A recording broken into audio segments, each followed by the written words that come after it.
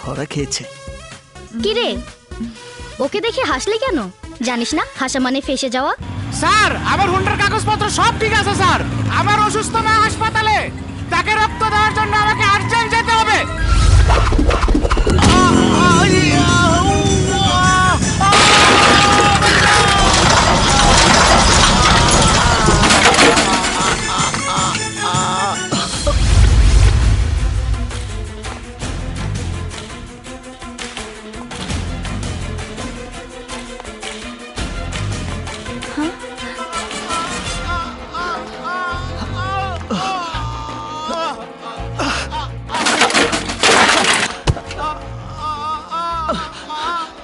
CNG, ওকে হাসপাতালে নিয়ে যাও। ওঠো ভাই, এদিকে মাথা। এই ট্রাফিক সিগন্যাল না মেনে তুই পালাচ্ছিলি কেন বল? এই বল। ভাই, ওকে এক্ষুনি হাসপাতালে না পাঠালে ও মারা যাবে। মরুক, তাতে আমার কি?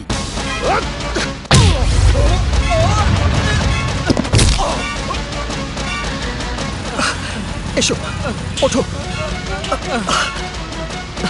ওকে এক্ষুনি হাসপাতালে নিয়ে যাবে, তাড়াতাড়ি যাও। What?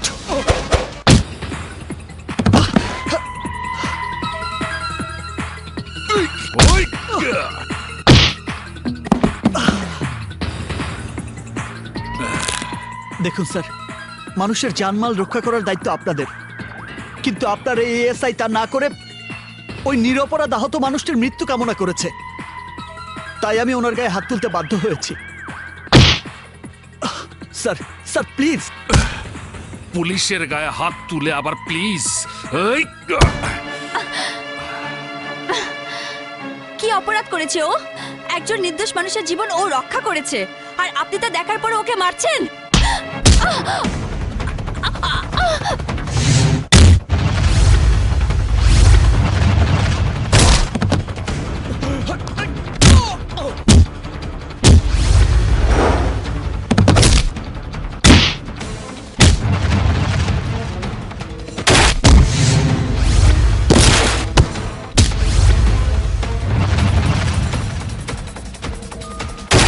পুলিশের গায়ে হাত, আজ তোকে আমার হাত থেকে কেউ বাঁচাতে পারবে না।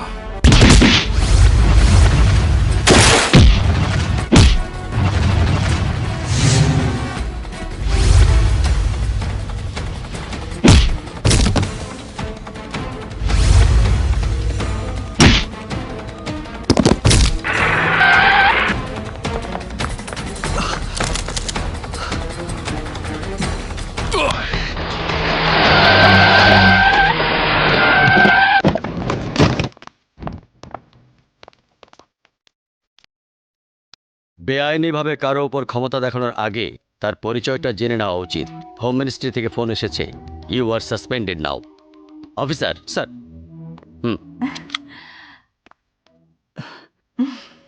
ও না বুঝে এমনটা করেছে, তুমি এখন যাও।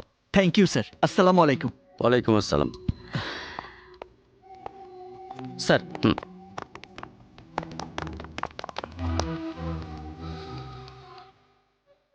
কেউ যার জন্য ডিসি সাহেব এখানে এসে হাজির হয়েছে আমাকে সাসপেন্ড করেছে? এই এদিকে এসো। ছেলেটাকে স্যার, ও তো একটা এতিম। কিন্তু এর পেছনে কোনো রহস্য আছে।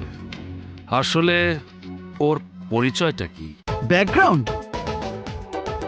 আমার ব্যাংক অ্যাকাউন্টে ৭৫ লাখ টাকা ফিক্সড ডিপোজিট রাখা আছে, তাতে মাসে ৭৫,০০০ টাকা ফিক্সড ইনকাম। এতেই এত ভাব? আর আমি কে জানো?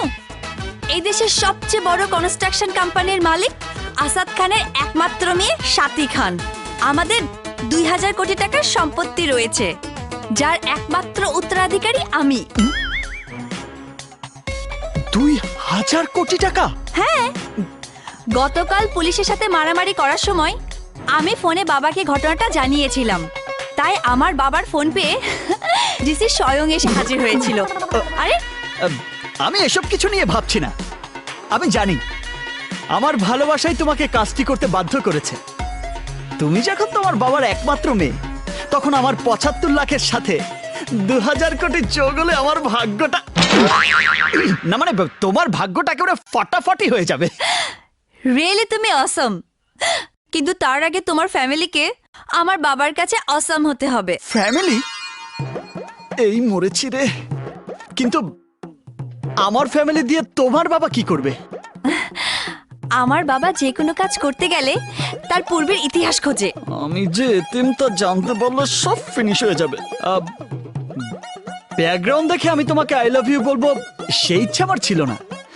বাই দ্য ওয়ে, আমার ফ্যামিলির নাম শুনলে শহরের এমপি মন্ত্রীরা ভয়ে কেঁপে ওঠে।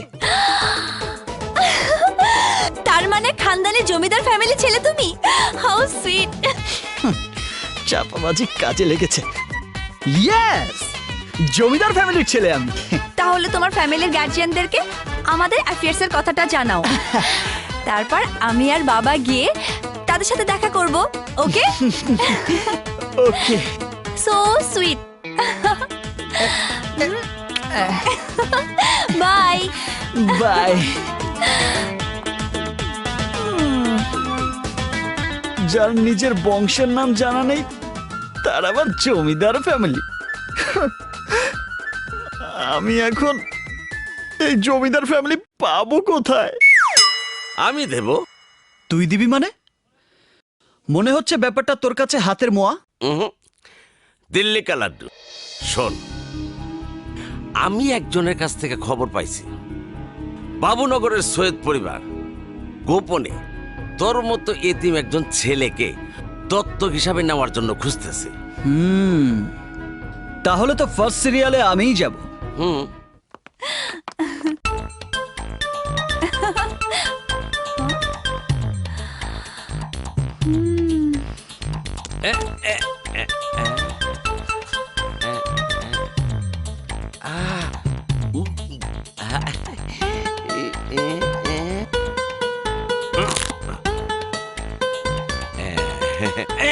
এই ব্যথা ভাই, ব্যথা ভাই, ব্যথা ভাই, রে ব্যথা ভাই রে বাবা।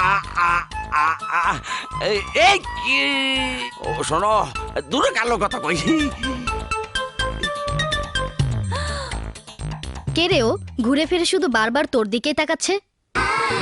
গাড়ি ড্রাইভ করে এখানে আসার সময় ওকে পথে দেখে হালকা একটু হাওয়া লাগিয়েছিলাম। সেই হাওয়া দিয়ে ওকে এমন ভাবে ফুলাবো, ড্রেস, কসমেটিক্স অ্যান্ড ডায়মন্ড আর অর্নামেন্টস কিনে দেওয়ার বায়না ধরে 2-4 দিনের মধ্যেই ওর ক্রেডিট কার্ড আর ব্যাংক ব্যালেন্স সব খালি করে ফেলবো। আরে শোনো, তুমি তো দৃষ্টি দিয়ে অগরূপের মিষ্টি খাইতেছ, কিন্তু ওরা তো তোমারে আমির থেকে ফকির বানাইবার প্ল্যান করতেছে। এই এদিকে এসো। আমাকে বলছেন? হ্যাঁ, আপনাকেই। ওই মোটা তাজা বলদটাকে নয়। আমি মোটা তাজা বলো? মনে রাখো আবার অপমান করছে। বলুন। এর আগে কি কখনো মেয়ে মানুষ দেখোনি? দেখেছি, কিন্তু তোমার মতো টানা টানা চোখ, গোলাপি ঠোঁট, সুইট হাসি, beautiful figure and nice dress আপের কাউকেই দেখিনি। পাগল নাকি? তোমার প্রেমের পাগল। তাই তোমাকে দেখার পর থেকে এই বুকে চিনচিন করার মানেটা কি? Shut up. এরপর যদি আবারও আমার পিছু নাও, তাহলে তোমার ওই চিনচিন করা বুকটা আলপিন দিয়ে ফুটো করে দিব। এই চল চল সবাই।